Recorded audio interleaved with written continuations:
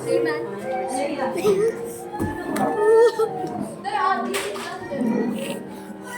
sit down there.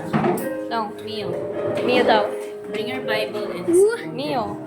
Alright, let's all stand up please. Tayo tayong lahat. And we'll start by way of prayer. Pagkatapos niyan, tawagin natin si Brother RJ para sa ating congregational singing. Alright, let's pray. Yeah. Lord, once again, thank you so much sa natapos pong fellowship. Thank you very much for your blessings and guidance sa araw na ito. Muli po, Panginoon, sa aming afternoon service, ay ikaw po sanang mag-bless sa service na ito, Panginoon, especially po sa pangalan ng iyong salita. Ang pangalan po, Panginoon, mabigyan ng kalwalhatian, and also pray in the Lord Jesus Christ. Amen. Remain standing, please. We'll have 2 songs to be led by Brother RJ.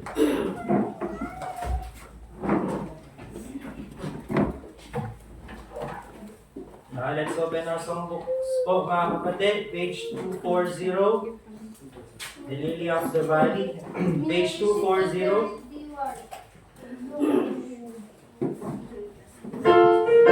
Okay po tayong lahat. Amen? Amen. 240, The Lily of the Valley. On the first verse, all together now. I have found a friend in Jesus. Is everything to me. He's the fairest of the thousands to my soul. The lily of the valley, in Him alone I see. All I need to bless and make me fully whole. In sorrow is my comfort, in trouble is my stay. He tells me every care on Him to roll. It's the lily of the valley, the bright and morning star. It's the fairest of the thousand to my soul. He all my griefs has taken and all my sorrows borne. In temptation is my strong and mighty tower. I have all for Him forsaken and all my heart restored. From my heart and now He gives me by His heart. Though all the world forsake me and Satan tempt me sore, through Jesus I shall safely reach the goal. He's the lily of the valley, the bright and morning star. He's the fairest of the thousand to my soul. He will never, never leave me, nor yet forsake me here, while I lead my faith into His blessed will. A wall of fire about me, I've nothing now to fear. With His manna, my hungry soul shall fill.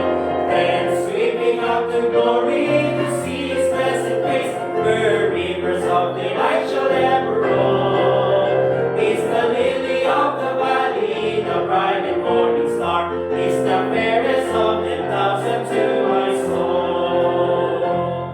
Amen. You may be seated po, mga kapatid. Kantahin naman po natin. Page 244, Amazing Grace, page 244. Amazing Grace. All together now on the first verse. Amazing grace, how sweet the sound that saved a wretch like me. I once was lost, but now I'm found.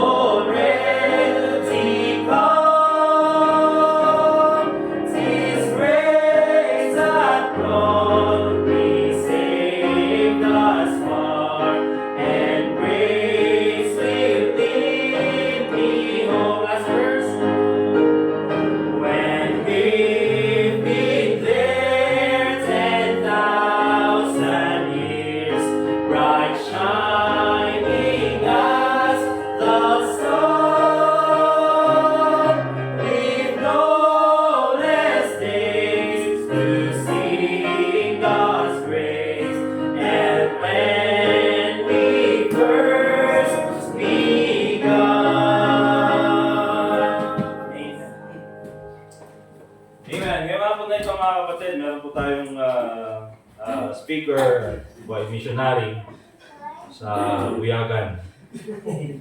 Ibang tayo man, isang man, Brother Edgar. Bayad mo nga nga nangas na ba? So ibang tayo, talagod tayo preaching na. Ika, Brother Edgar. Amen.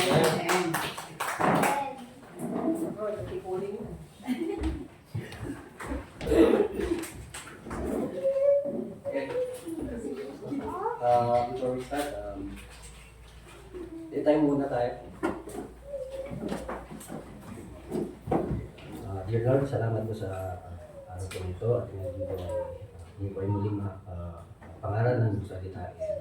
I pray for utterance na po ay may deliver ko po ng maayos ang mensahe and through the leading of the Spirit, i-guide niyo po ang bawat isa sa amin. Ano po ay maunawaan po namin ang mensahe. And all this we pray in Jesus' name. Amen. Okay. Tayo daw birthday ko, ako daw mag-repeat sabi ko. Tayo yung next na mag-birthday.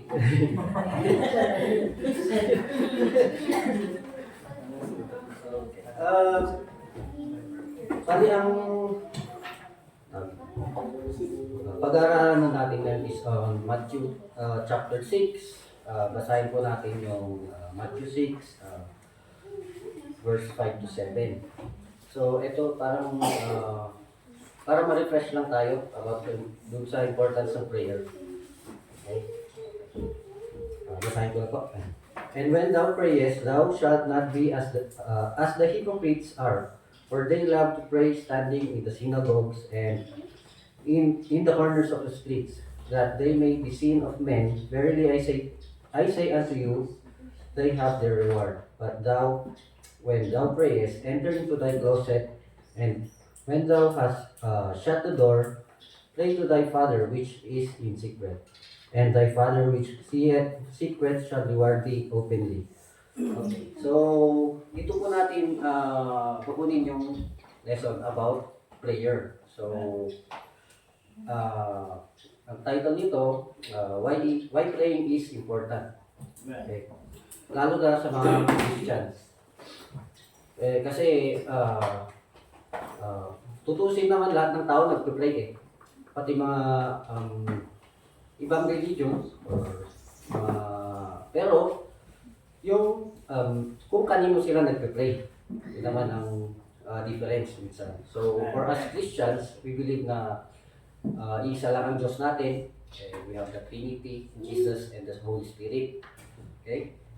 So kung i-base natin sa Bible, isa lang ang Diyos. Okay? Hindi kasama sila Buddha, sila Allah, or whosoever na yan. Mga Diyos-Diyosan ng mga tao, sabi ni Kuya RJ. So, sa verse na to, hindi mo naman kailangang ipakita sa mga tao na you're holy. Kumbaga, parang mga pare, no? Or Pharisees sa unang panahon. And ang intention naman nila is para makita ng tao na they are holier than you, parang ganon. Pero deep inside, pakitang tao lang, diba? So ang prayer is should be pure ang intention mo towards God. So tawag dito. Oftentimes, ako din kung minsan, pag nag-pray talaga, mas okay yung peaceful yung tawag dito, surroundings mo. Mas nakaka-focus kasi tayo sa pag-pray. Then, pag tinuloy natin yung verse na yun, in verse 7, but when we pray, use not vain repetitions as the heathen do, for they think that they shall be heard for their much saying. So, ako kasi, lumaki ako sa parang Catholic background. Parang sa place namin, yearly yun. Parang naging tradition na. Halos lahat na yata ng kakilala ko nun, Catholic Wala akong ibang religion na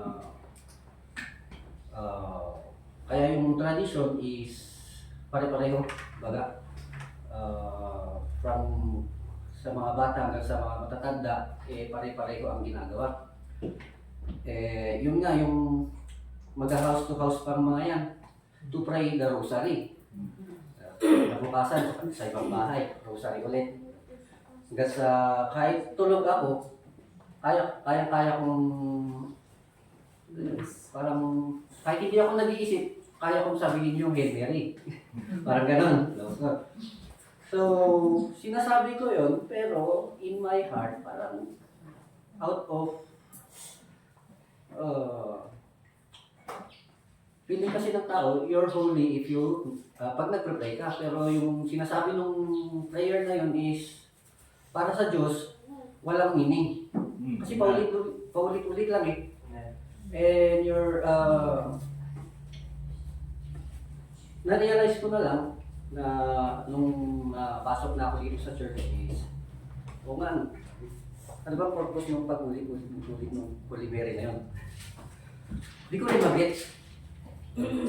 Para lang siguro makita na, kunwari, sumasama ka sa church activities or parang ganun. Pero tinuro naman pala sa Bible kung paano mag-pray. Okay? So, prayer is more than just talking. Parang ganun ang ang importante is yung linalaman ng puso natin at na gusto nating iparating sa Diyos. Okay? So, kung sabi nga ni Jesus, di ba?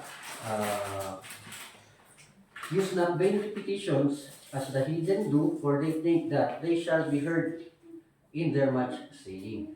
So, God listens to our prayers, but according to the Bible, vain repetitions will not be heard.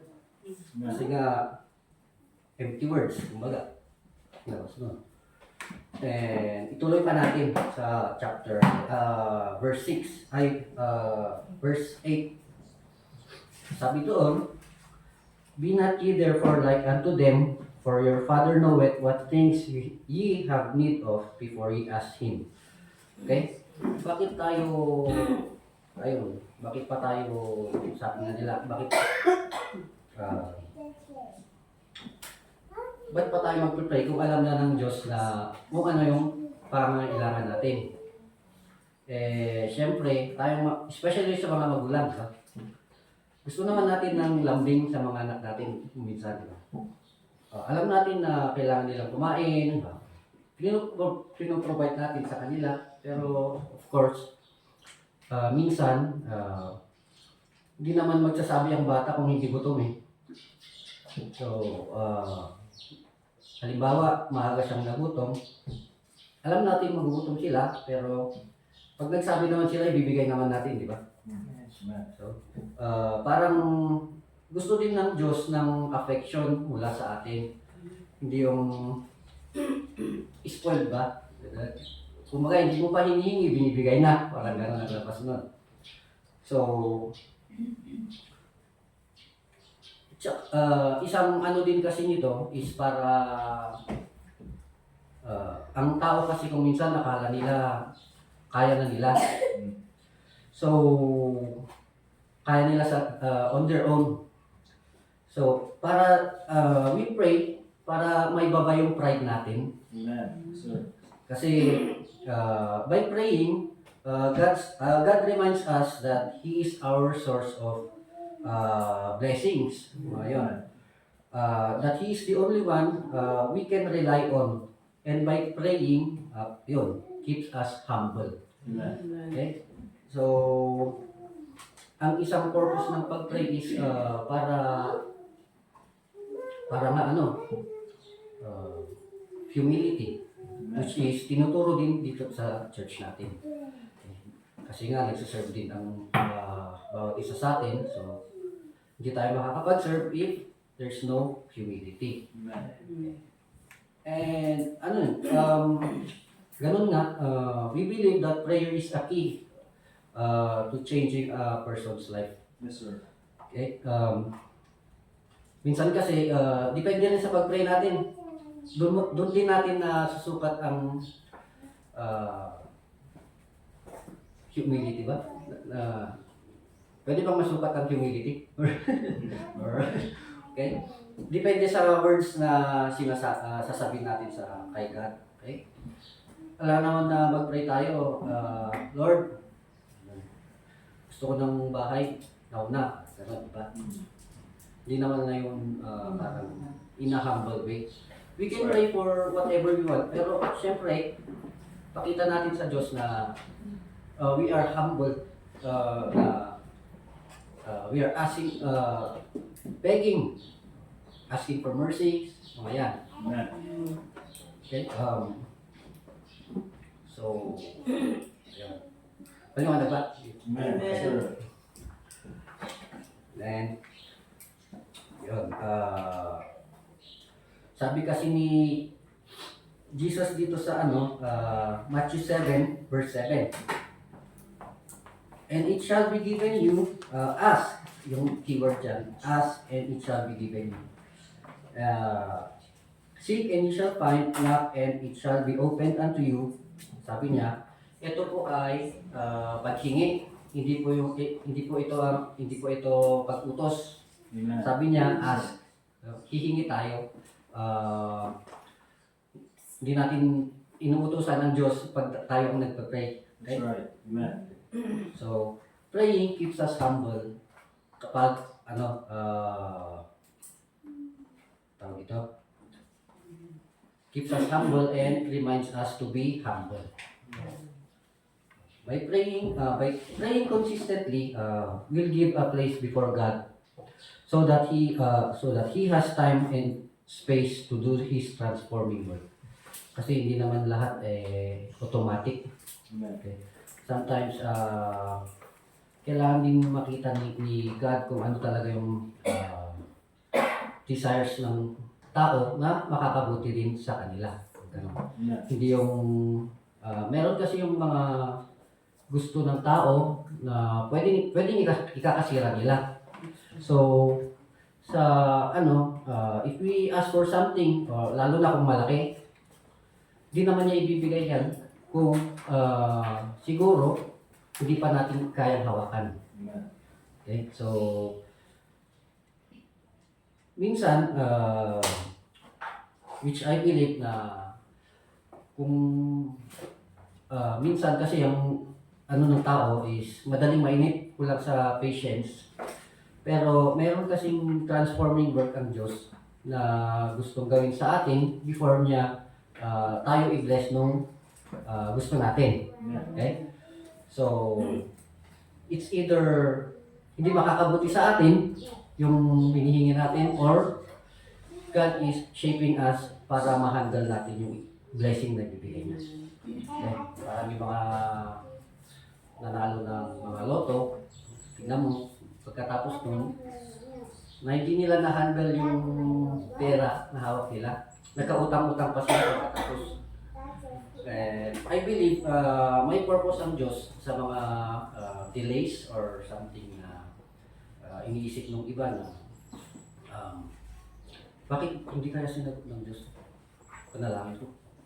It's either makakasira sa atin or kailangan nilang may mga tutunan tayo. So, ang prayer is a spiritual discipline. Okay? It's about consistency para ma-build in din ang relationship natin kay God. So, itong relationship na to is same as sa mga tao na lagi nating nakikita. Iba yung tao na kunyari hindi mo nakikita at saka yung lagi mong nakikita. So, iba yung pakikitungo mo minsan sa kanila. So, yung mga lagi mong nakikita is mas kilala mo. Like that. And syempre gusto ng Diyos, ayun, nakausap din natin sila, si Lord through Jesus Christ. Amen. And ganun na. Huwag rin natin antayin na yung Diyos mismo ayaw nang kumausap sa atin. Amen. Kasi nga, minsan, dahil sa katigasan din ng ulo, or siguro nakalimutan na mag-pray or makiusap sa Diyos, ay minsan hahanapin na lang nila kung nahirapan na sila. So, kahit na anong state ng buhay, struggling or nasa somewhere like ginhawa, wag nating kalimutan na wag magdasal. Okay? So, sabi nga sa 1 Thessalonians 5:17, pray without ceasing, di ba? So, sa Matthew 6:9-10, magtutuloy lang tayo. Tinuro ni Jesus Christ paano mag-pray. So, etong tinurong ito, naging yung sinasabing dito, Lord's Prayer ba? Lord's Prayer, naging practice ng Catholic again. Memorization ng nangyari. Pero, sabi ni Jesus, pray like this, pray yung manner ng ito yung manner, parang framework lang. Hindi siya yung as in, you need to memorize this prayer. Hindi naman niya sinabi. Ang sabi niya dito, after this manner, okay, therefore pray ye, sabi niya. Ayun, so, ang explanation naman nito, tutuloy lang natin, no? Our Father that which art in heaven, hallowed be thy name. Thy kingdom come, thy will be done on earth as it is in heaven. So, ang verse na to is talking about yung pag-honor natin and acknowledge natin na si God, ang sinasamba nating Diyos ay is the Most High. Yeah. So, ang kingdom kasi, siyempre, may harian. And sa loob ng kingdom, may ruler, yung hari mismo, no? Ang nag-rule ng kingdom. And as we, pag nag-pray tayo, we must learn how to submit to God's kingdom. Okay? Ito yung willingness natin, at saka pag-accept nung policy, which is nasa kingdom na yun, or the law. Okay? Or accepting the Lord under His authority. And what needs to happen is, of course, according to His will. Kasi nga nakikita naman niya kung ano ang makakabuti sa atin. Okay? At saka ito, in-explain siya sa Matthew 6 verse 33. Sabi doon, but seek ye first the kingdom of God and His righteousness, and all these things shall be added unto you. Okay. In short, we must submit to God when praying. Okay. So, pag nag-submit tayo, hindi naman natin pwedeng i-command kung sino yung pinag-submitan natin. Hindi ka naman sabihin, nari sa trabaho, alaman sabihin ko sa boss ko na ikaw ang magbenta sa customer doon. Di naman niya trabaho yun. Actually, trabaho ko yun. Under the authority of the boss. So, in prayer, kaya we need to be humble kasi we are submitting to God. And, ano ba? Tuloy natin sa verse 11. Give us this day our daily bread. Okay. Bakit ngayon lang? Okay? Kasi, syempre, gusto ng Diyos na patuloy tayong magtiwala sa Kanya. Sa mga provisions niya and His blessings. At lagi natin siya matandaan. Okay? Yung trust natin sa Kanya should be continually. Hindi yung paputol-putol. Dahil madaming pagkain ngayon, dahil may pagkain bukas, hindi na tayo mag-pray. Hindi naman ganun siguro yun. So, ito nga, sa Proverbs 30 verse 8, yung sinabi ni King Solomon, sabi niya doon, remove me vanity and lies, give me neither poverty nor riches, feed me with food convenient for me, Okay? Minsan kasi ang sobrang yaman tsaka yung sobrang hirap din pwedeng maging source ng kasalanan. Pag masyado naman tayong mayaman, matitempt tayo na apakan yung mga ibang tao. So pag mahirap naman, masyado tayong mahirap is may tendency tayong magnakaw. So alam natin na si King Saul is naging Solomon, naging pinakamayaman, richest man in the world. Mas pinili niyang dahil siguro na-experience nitong mga, alam niya ang fallback ng riches at saka poverty, ito ang panalangin niya kay God. So, alam natin na ang Proverbs is a very practical book. Parang kunyari, basa ko lang to. Sabi nga, tinuturuan tayo ng Proverbs na paano mag-gain ng wealth or set ng goals. Pero may warning din ang Proverbs about riches, and ito nga yung property na to. So, for example, without any vision, sabi, man perish. Tapos ito, let strangers be filled with thy wealth, sabi.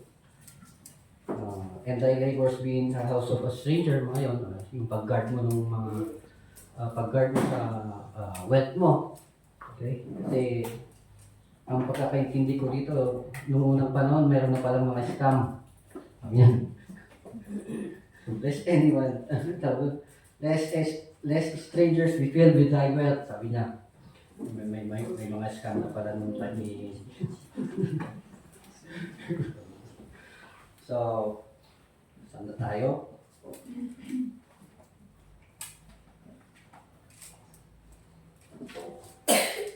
Okay. Sa verse 12, we continue sa verse 12 to 13. And forgive us our debts as we forgive our debtors, and lead us not into temptation, but deliver us from evil. For thine is the kingdom and the glory forever. Amen. So, dito sa verse na to, in-explain ni Jesus, para tayo ay ma-forgive, we must also forgive others. Okay? If we do not forgive, we will not be forgiven, sabi ni Jesus Christ. Ang simpleng sagot lang naman dyan is, syempre, gusto ng Diyos na tayo ay maging masaya. Okay? By forgiving others. Okay? Syempre, pag we forgive the person na nakasala sa atin, makaka-avoid tayo sa kasalanan and anger. Okay? Kasi nga, yun nga, ang hirap mo naman na pag nakasalubong mo, yung taong pagalit mo, yun, namot dun. Ganon, or marupong na eh. Musi-muti, kasi ko na namot. Pero, just to avoid anger between, syempre, matuto tayo mag-forgive para kumbaga, hindi na, kumbaga sa chemistry ba yung nagkabangga, ayaw magsama. Or yung magnet na ayaw magsama. Kasi polarity. Parehong galit eh. Ayaw magdikit. Okay?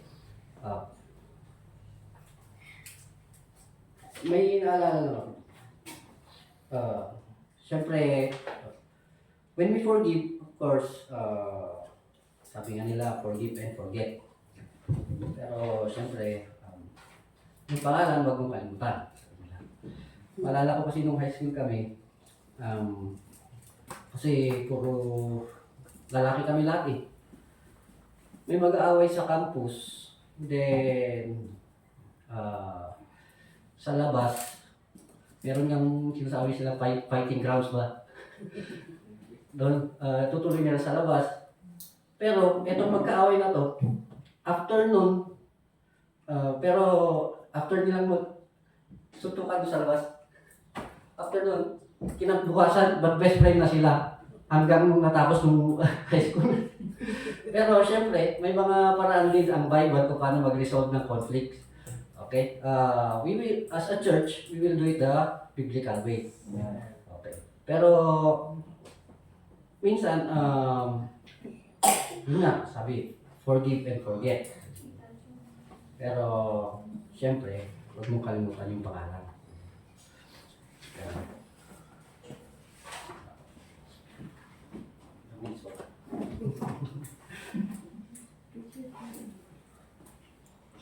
Okay. Dito na lang natin yung dito sa chapter na to, no? And forgive us our debts as we forgive our debtors. Hanggang sa verse 15, sabi niya, if we do not forgive, we will not be forgiven. So, is mas magandang buhay kung mapagpatawad ang isang tao. Amen.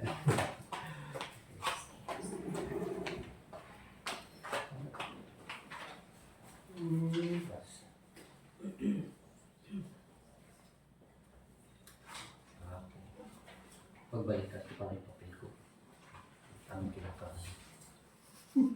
Kinakaman.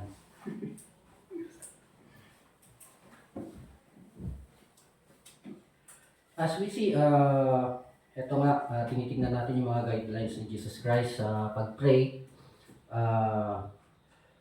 Ito, matututunan natin based on the guidelines of Jesus Christ. When we pray, we worship the only one and only God. Okay. Prayer should be personal and surrendering to the Lord, and it must come from the heart. Okay. Meron kasi yung time na gusto ko mag-pray, pero parang di ko alam kung ano yung pag-pray ko. And ang nasabi ko na lang is, parang mag-thank you na lang dahil I have a family and we have food. And yun, God's mercy. Minsan kasi hindi naman kailangan puro hingi na lang. Okay? So, ano pa ba yung mga guidelines nila of Jesus Christ? So, matututunan natin dito is pag-submit kay God. And we need to be humble and be content. And love others as God loves us. By forgiving. Okay? Sa end ng chapter na to kasi, may short overview which is in verse 30 sa chapter 6 din. Sabi dito, verse 32, 34.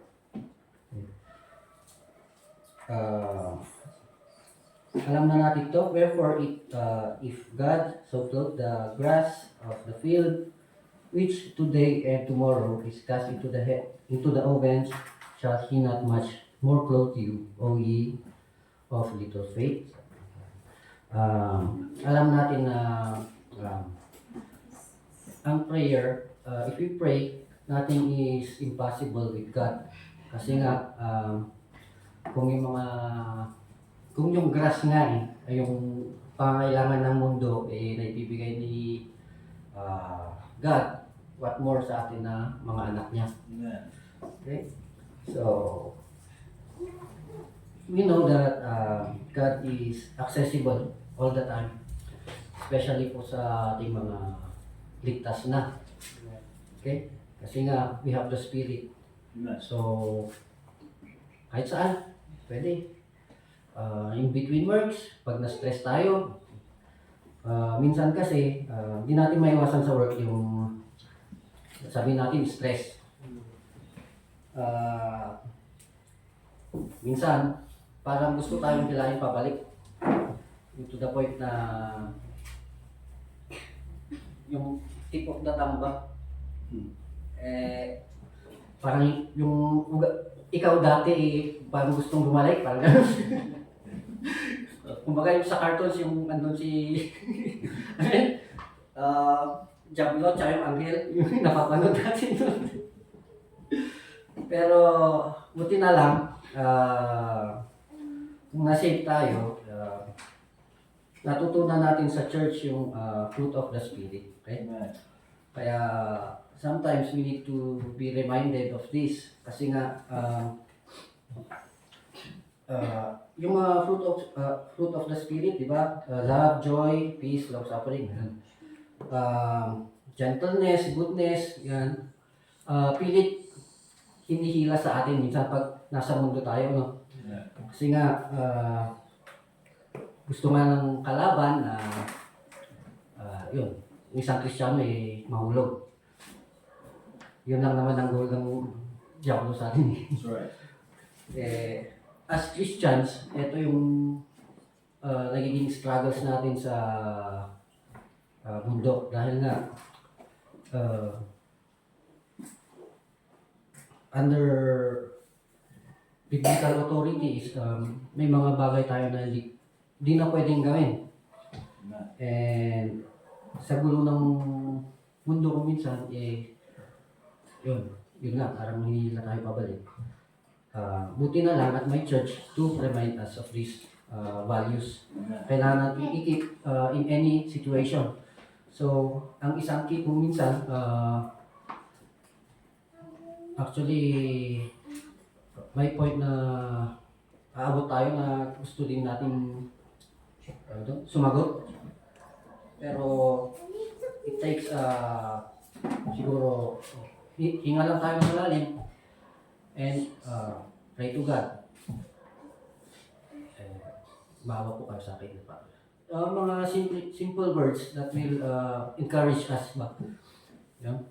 And why it is important to pray? Okay. Kasi sa Matthew 6:30 ito.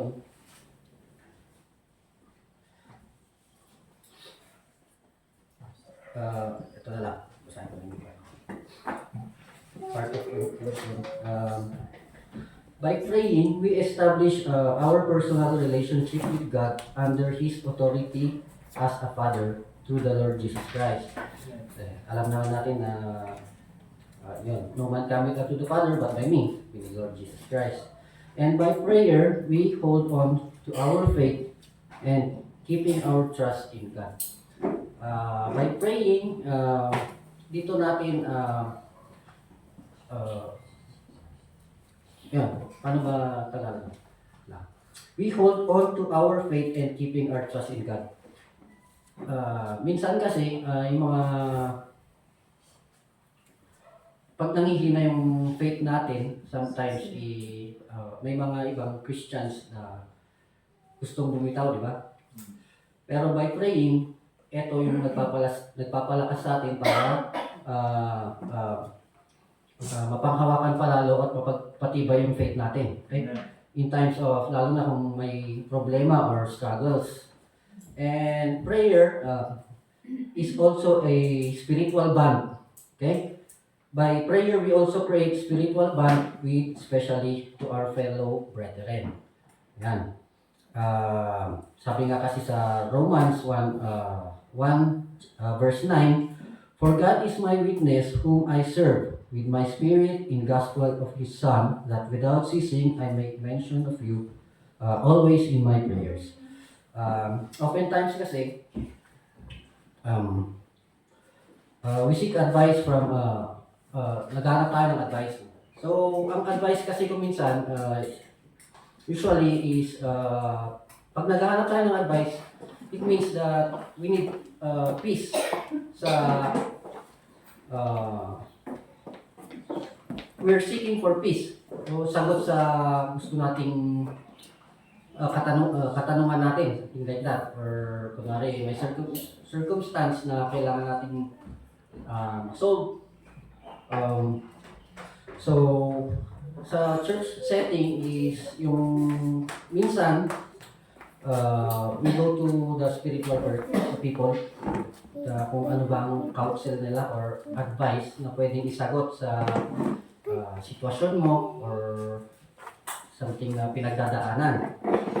And meron but doon.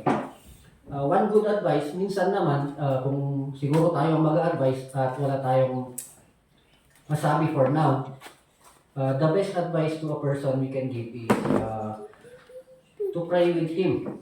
Or I'll pray for that. Sabi natin kung, for example, mabigat ang pinagdadaanan ko. May nag-open sa atin, no? And ganito, ganyan. Family or whatever, financial. Ang magandang sagot dyan, for kunwari wala muna tayong maibigay, is I pray for that. So, bakit magandang advice ito? Kasi nga, pag alam mo na may nag-pray sa'yo, mas nabibigyan ka ng peace. Kasi alam mo na may tao na nag-pray para sa'yo. Okay? For next is entrusting God our troubles by keeping the faith. Okay?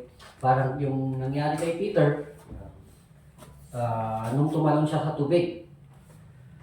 Kasi nga excited siya. So, nagtiwala siya kay Jesus Christ, pero sabi nga doon, nung nakita niya yung alon, natakot siya and nag-start na siyang malunod. So, he cried saying, Lord, save me. Sabi dun sa Matthew 14, verse 31. And immediately, Jesus stretched forth his hand and caught him and said unto him, O thou of little faith, wherefore didst thou doubt? Pati ba ako parang, ano ba ang English ng doubt? Ay, Tagalog? Pinagdudaan mo, parang gano'n. Ito kasi, in relation sa prayer, we put our faith in the Lord and we can set aside our fears. Okay?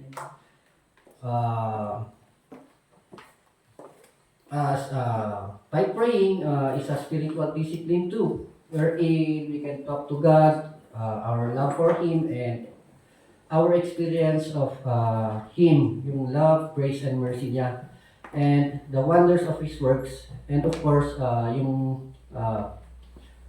na sa kung may spiritual crisis man or mga struggles or problem is siya lang ang pwede natin takbuhan. Okay, and of course, because ito na yung last, because prayer changes everything. Okay? Ano ang bakit ba tayo nagpray? Kasi nga, we pray because God showed us mercy. And we pray because God has loved us even if we are not worthy. Okay? And by praying, we experience God's grace. And madami yan. Siguro may kanya-kanya tayong sagot kung bakit tayo nagdadasal. So, in a humble way, nagpre-pray tayo para ma-recognize natin kung sino nga yung lumikha sa atin, yung mga biyayang binuhos niya para sa atin.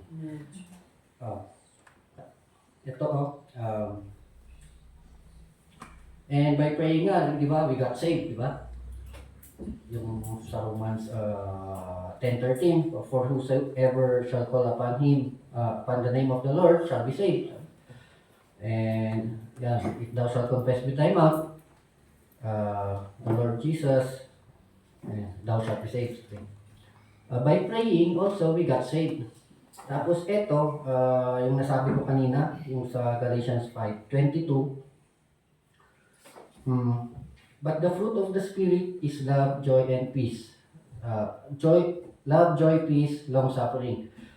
Nung tinitignan ko tong verse na to, parang naisip ko lang, pag yung mga unsaved binasa ito, parang magko-conflict yung peace at long suffering. Ano? Pero ang alam ko, itong peace na to is when we got saved, yan na yung bungungang prutas. Kasi hindi na natin pag-iisipan kung sa impyerno pa ba tayo pupunta or sa langit na. So, ang tinitingnan ko to, parang ito yung peace is yung pinakaunang bunga niya. Of course, yung love. Kasi nga yung pagmamahal ng Diyos sa atin is, at saka yung kaligtasan na ibinigay. And, siyempre, ang fruit plant, hindi naman agad-agad mamumunga yan. Itong mga to,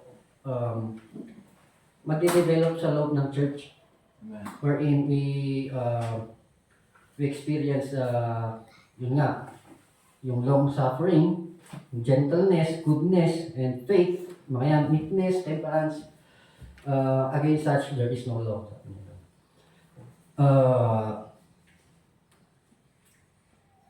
Yan, ulitin ko lang, itong mga fruits na to is yun nga, yung sinabi ko kanina na pilit kinukuha ng mundo sa atin. So,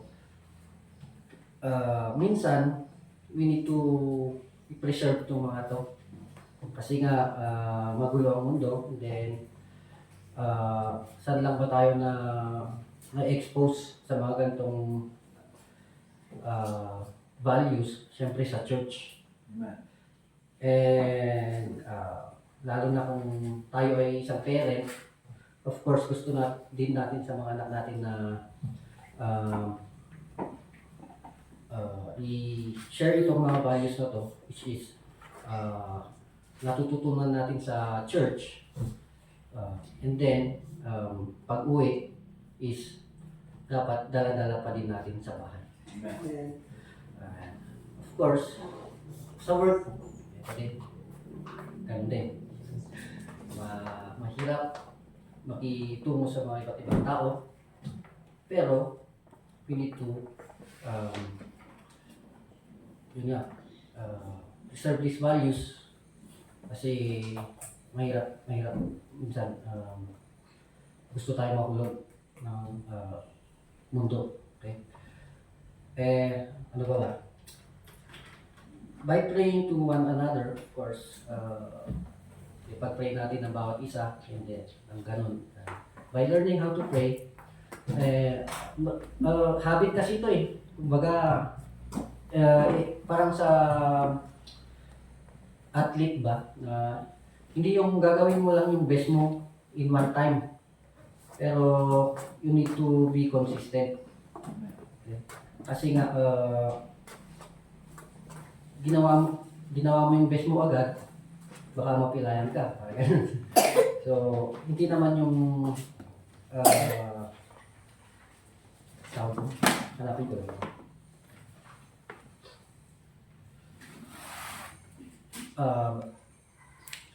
Ito. Transformation does not occur by just trying harder in a certain on-the-spot situation, but by training consistently. So this is diligence. Okay. So I think that's the lesson po natin sa hapon na to. So I will leave you with one last verse. Jeremiah 33 verse 3. Dito, call unto me, and I will answer thee, and show you the great and mighty things which thou knowest not. And God is giving us a place that He has time and space to do His transforming work. So let's be patient kung may pinag-pray tayo. And nung binasa ko itong verse na to, parang na-realize ko din na ang tao is sobrang, ang tao ay limited lang ang utak. So, hindi natin alam kung ano ang purpose ng Diyos. So, of course, when we pray, it's always according to His will. hindi yung will natin yung masusunod. So, yun lang. And I hope na clear ba? Pasensya na, medyo pinabahan. Yan lang ulit. Okay, so let's pray. Dear Lord, once again, thank you for this opportunity that we have studied your word, and we pray that na ganun po ay matutunan po namin na i-worship kayo through prayer.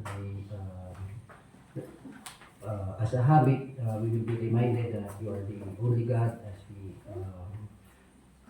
give to you or give up to you yung mga kailangan po namin itaas. Ganun po ay mga magkaroon po kami ng spiritual connection po and relationship with you. And we pray that for each and everyone, ganun po ay magkaroon po ng habit sa pag-pray. And we pray for one another na ganun po ay magkaroon po kami ng spiritual bond dito sa church. And thank you for all the graces, for the mercy, and all this we pray in Jesus' name. Amen. Thank you, Brother Edgar. Okay, let's all stand up please mga kapatid and closing song natin. Nag-nervyos nagpaminsan lang sa mga kanayunan kayo. Alright, let's all stand up please, let's get our songbooks and let's sing song number 236, No Not One. It's very clear naman, akala ko isa-suggest ni Brother Edgar, dapat may fighting grounds din yung church.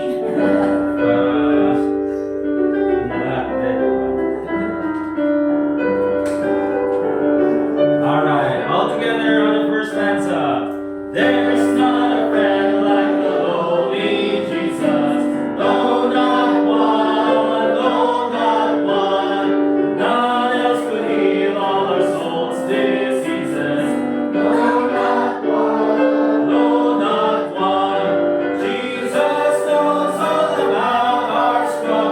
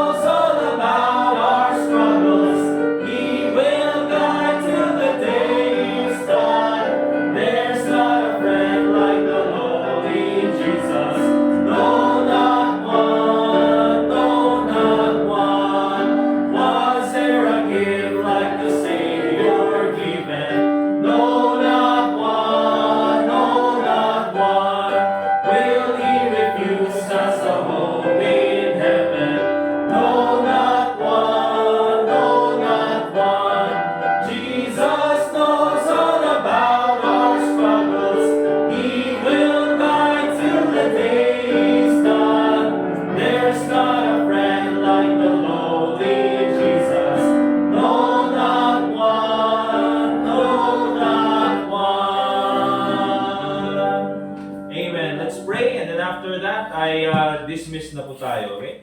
Once again, Father God, we thank you for this time na kami po ay nakapakinig muli sa iyong salita. Thank you for using Brother Edgar to remind us about prayer, Panginoon. At sana po, Panginoon, ito po ay mamunga ulit sa aming mga puso't isipan at kami po ay magpatuloy sa panalangin para po sa isa't isa at especially po, Panginoon, para po mas makilala ka namin. So once again, Panginoon, salamat po sa araw na binigay niyo sa amin at sa aming pong pag-uwi. Please keep us safe at kami po ay makarating sa aming mga tahanan nang sa ganun ay makapagpatuloy muli kami sa aming mga gawain, sa mga trabaho at sa mga nakaschedule na gagawin namin this week hanggang sa aming pong pagbalik muli and to worship you this next Sunday. So once again, Panginoon, thank you so much for loving us and for blessing us. And also pray in the name of the Lord Jesus Christ. Amen. Alright, we're dismissed mga kapatid. And shake hands and fellowship.